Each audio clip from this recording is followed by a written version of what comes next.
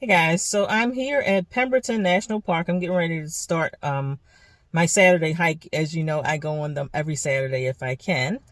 Today the weather improved a little bit, so I think I'm going to go ahead and get this hike in, try to get in at least 3 to 5 miles.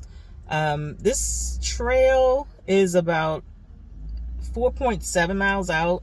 So if I did the whole thing, it would be a little over 9 miles, but I'm not going to do the whole thing. Before I get started on my hike, I wanted to tell you guys a little story. Um, I actually wanted to take you guys to a time in 2019, mid to late 2019, when I was actively trying to lose a little weight and had started losing a little weight. And one day I was laying on my side doing some yoga, and I felt a little bit of a lump on my side.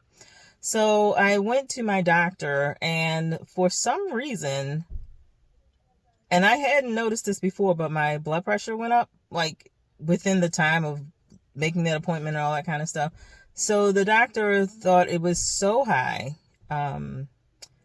like, to put it mildly, she was like stroke level high, that she sent me to the emergency room because she thought something was definitely wrong that day.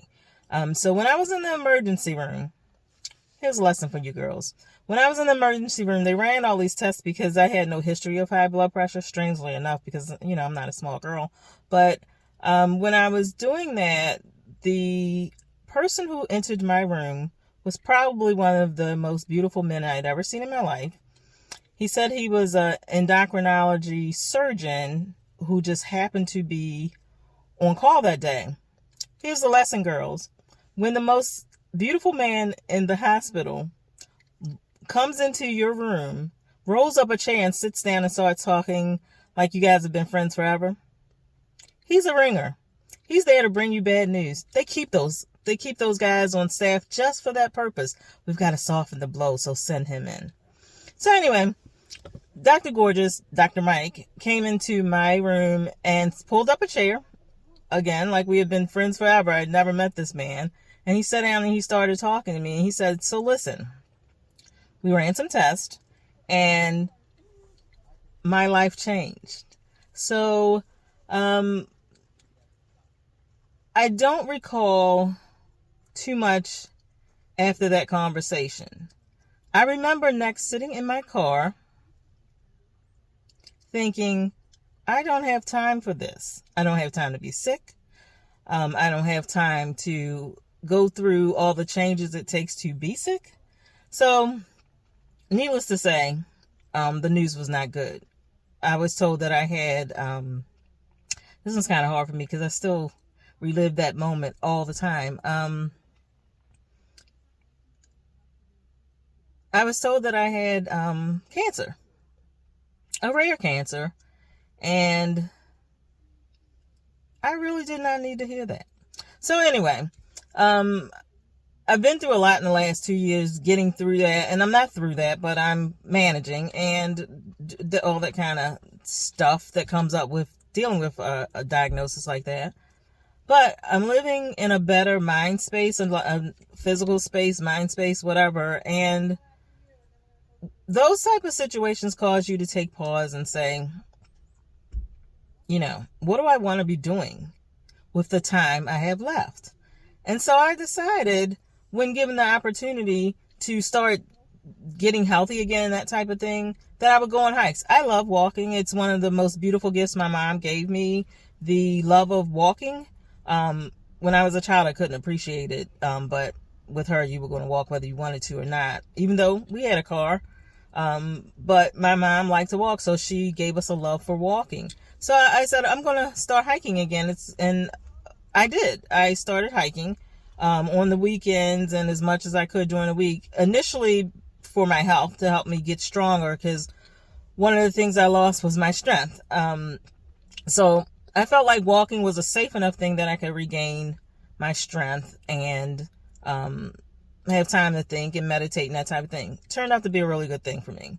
So then I said, well, I'm going to keep on hiking on the weekends. And one of the things I feel lucky about is that I live near a lot of great trails. Like, we're at Pemberton National Park right now. But I also live within the vicinity of 5 beaches, within a car drive from Norfolk, Virginia, Philadelphia, PA, and Baltimore, Maryland. So I can get to all these amazing places to go hike. So I said, I'm going to go do that. And through hiking, I kind of got in a better place, a place that no support group or doctor or friends or whatever could get me. I had to get there on my own. So it showed up. It was good for me. And then I started thinking, well, there are other places I want to hike. Where do I want to hike? All around this country. And I was like, I'm going to do that. So during a conversation with one of my good friends, Joy Rios, I mentioned this to her. I said, I'm going to put together, I called my list the trail mix because it was all over the place. And I said, how awesome is that going to be for me or whatever? And she was like, hey, can you lend me your list? And she came up with the idea of adding on this whole nationwide hike for women, which, how awesome is that? Like, women's empowerment, learning, leadership skills, talking about the things that matter in our lives. And so we started putting together this hike, and it's amazing. So now we're going out and going to hike through 25 states. And they're just day hikes. So it's not like you've got to, camp overnight or anything like that. We're hoping women will come out and hike with us and talk about the things that matter to them. For myself and for the Hit Like a Girl pod team, we are going to be staying overnight. We're going to all these amazing places. We're going to stay in some amazing places. Hey, we need some sponsors for our overnight accommodations. Please think about donating to the cause by going to Hit Like a Girl pod. Hit the sponsorship button and pay for an Airbnb night for us. But anyway, so we're going to go do that. And along the way, we're going to interview some very amazing women for season 6 of Hit Like a Girl pod. We're going to introduce you to some new women. We're also going to hike with some women. We're going to hike with some men who support women. And we're going to hike with all those people's kids, dogs, whatever. We're going to be hiking. So please come out. I hope you guys will join us. But for me, I'm going to keep telling you how I arrived at this point of actually getting out on the road. I'm going to show you the things that I'm taking on the road. I'm going to even discuss with you the conversation I had to have with my husband for him to be okay with me going out on the road. That's kind of trippy. And I'm going to show you how we're going to coordinate this whole thing. Because logistically, this is a little bit tricky. I'm on the East Coast.